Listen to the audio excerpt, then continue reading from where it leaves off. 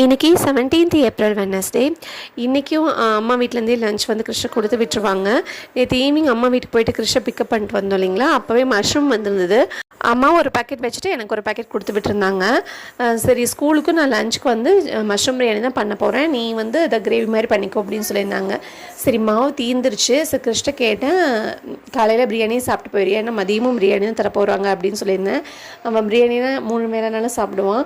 Okay சொல்லிட்டான். சரி, எனக்கு வேலை மிச்சம், காலையிலேயே சாப்பாடு செஞ்சுட்டோன்னா மதியத்துக்கும் சேர்த்து பண்ணிடலாம் அப்படின்னு சொல்லிட்டு நைட்டே வந்து வெள்ளை முக்கு பட்டாணி வந்து ஊற வச்சுட்டேன். எப்பயுமே நான் மஷ்ரூம் பிரியாணியோட இந்த பட்டாணி சேர்த்து தான் செய்வேன்.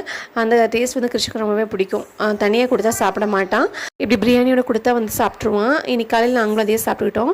அப்புறம் மாமா வீட்டுக்கு வந்து கிளம்பியாச்சு. இதை வந்து ஒரு லாங் வீடியோவை நான் வந்து எடுத்திருக்கேன். இன்னும் 2 டேஸில் போஸ்ட் பண்ணுறேன். டைம் இருக்கும்போது செக் பண்ணி பாருங்கள். அவ்வளோதாங்க. இது வரைக்கும் என் சேனலை சப்ஸ்கிரைப் பண்ணி சப்போர்ட் பண்ணிக்க ரொம்ப ரொம்ப நன்றி. நாளைக்கு அடுத்த வீடியோவில் பார்க்கலாம்.